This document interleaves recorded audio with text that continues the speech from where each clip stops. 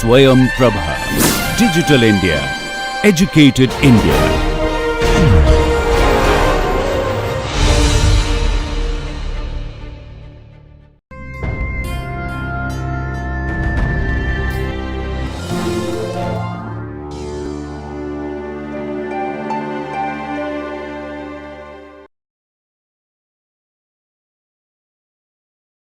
Welcome back, students.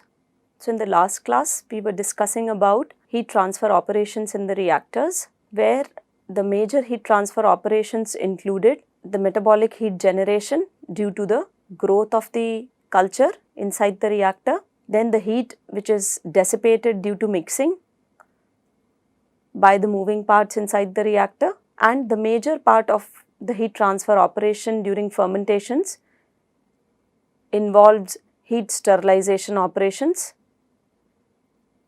in order to make the medium sterile for monoseptic fermentations. So we characterized, depending on the heat yield based on the stoichiometry, the metabolic heat rate generated during growth added up with the heat of mixing to calculate the total amount of heat which is required to be removed during fermentation by the cooling jacket or by any cooling arrangement or the coolant which is flown around the reactor. So in terms of designing, we generally design knowing the coolant which is to be used. We work around two parameters. One is the temperature of the coolant and the other is the area, surface area available for the heat transfer. Then we discussed about the sterilization process, wherein in the batch sterilization process, we discussed about the time for sterilization, taking into account the death of the contaminants during the heating period, the cooling period and the holding period. So just to summarize, liquid medium, this is most commonly sterilized in batch in the vessels where it will be used. The liquid which is heated to sterilization temperature, we do it by introducing the steam into the jacket of the vessel. The steam is directly either bubbled inside the medium or the vessel can even be heated electrically to reach to the sterilization temperature. If the direct steam injection is being used, then allowance for dilution of the medium due to the condensate, which generally adds up to 10 to 20% of the liquid volume. The quality of the steam must also be sufficiently high to avoid any contamination of the medium by the metal ions or any organics which can get mixed with the medium due to the steam condensate. What you see on the slide is a typical temperature time profile for batch sterilization operation. Once the holding or the sterilization temperature is reached, the temperature is held constant for a period of time, which is shown here as THD with these black arrows. The cooling water in the coils or the jacket of the fermenter is then used to bring the temperature of the medium back to the required temperature. So this is the profile of the temperature during sterilization process. So if you see the plot given below, in which we have number of viable cells versus time, there is a reduction in the number of cells happening in all the three phases, during the heating, then during the holding and also during cooling. So normally cell death below 100 degrees C, assuming these are all aqueous solutions, they are minimal. However, when the heating and cooling are relatively slow, temperatures remain close to the maximum for considerable period of time as indicated in the figure. You can see that. The cell numbers therefore can still be reduced significantly outside the holding period. So usually holding periods are of the order of minutes, whereas heating and cooling of large liquid volumes can even take up to hours. So, for operations of batch sterilization systems, we must be able to estimate the holding time which will be required to achieve the desired level of sterility or cell destruction, as well as destroying contaminant organisms. Heat sterilization also in parallel is destroying the nutrients in the medium. So, in order to minimize this loss, the holding time becomes crucial. The cell death occurs because at all times during batch sterilization process, which includes the heating up and the cooling down period. So, if we take into account this cell death during the heating and the cooling period, we may be able to reduce the holding period, which may prevent the loss of the medium quality. So, the final number of contaminants after cooling, let us suppose it is N subscript F. So, ideally the final number of contaminants would be 0 in a sterilization process by the end of one sterilization cycle, but it is theoretically impossible to achieve at large scales, which may require infinitely long sterilization time. So, normally the target level of contamination, it is expressed as a fraction of a cell, which we had in the last class described as the probability of contamination. For example, one can aim for an NF value of 10 to the power of minus 3, which implicates that it is equivalent to the risk of one batch in 1000 batches not being successfully sterilized. So, if N naught is the initial number of cells, NF is the final number of cells which we desire, the holding time period required to reduce the number of cells between them can be determined by considering the kinetics of cell death. Then in the last class, we characterized the thermal death kinetics of the organisms. So, rate of heat sterilization, it is governed by the equations for thermal death, which is defined as a first order death kinetics in a batch vessel. So, where cell death is the only process affecting the number of viable cells. So, if you can see on the slide, the rate at which the cell death is happening, being a first order equation, is proportional to the number of cells, and that proportionality constant is called the thermal death rate constant, and it has a negative sign because it is death, the reduction in the cells which is happening. Now, this equation applies to each stage of the batch sterilization cycle, be it heating, holding or cooling. Now, because Kd is a very strong function of temperature which is being governed by Arrhenius equation, the direct integration of this equation is valid only when the temperature is constant. Now, which is only during the holding period. However, during the heating and the cooling period, the temperature may not be constant, but it will be following a profile. So, your holding time period can easily be obtained because the Kd is constant there. So, as shown here, if N1 is the number of viable cells remaining at the start of the holding period and N2 are the number of cells remaining at the end of the holding period, then your time for holding period, which is written here as THD, can be given as ln N1 by N2 divided by Kd from the equation given here.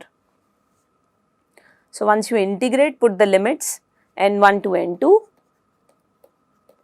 and here the time THD,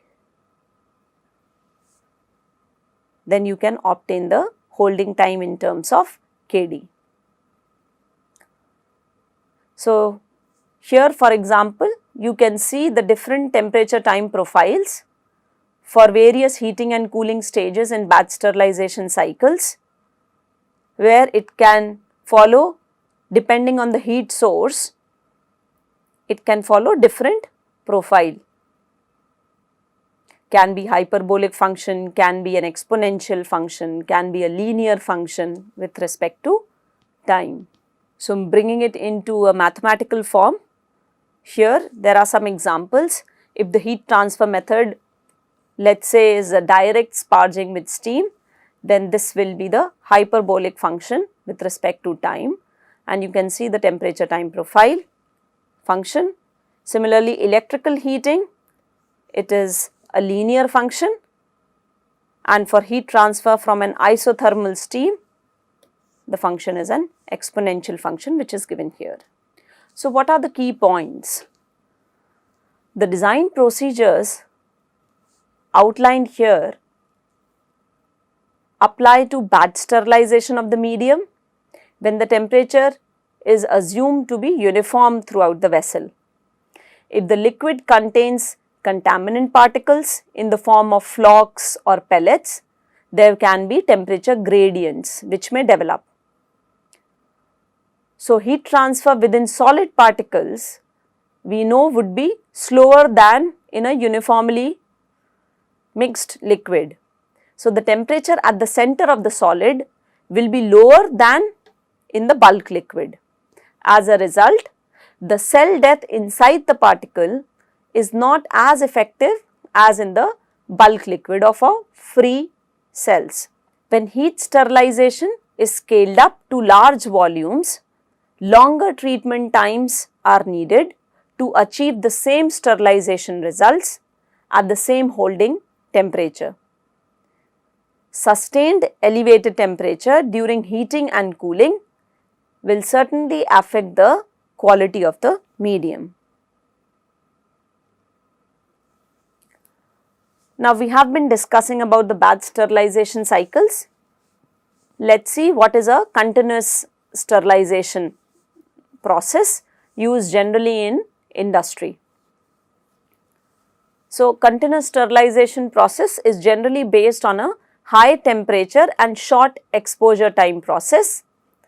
This can significantly reduce the damage to medium ingredients while achieving high levels of cell destruction. Further, this can improve steam economy, and with scale up, the efficiencies are more reliable.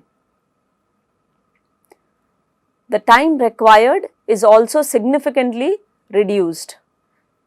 The reason being, the heating and cooling are virtually instantaneous.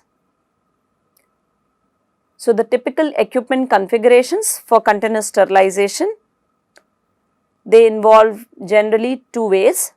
One is continuous steam sterilization with flash cooling, and the other is heat transfer using heat exchangers.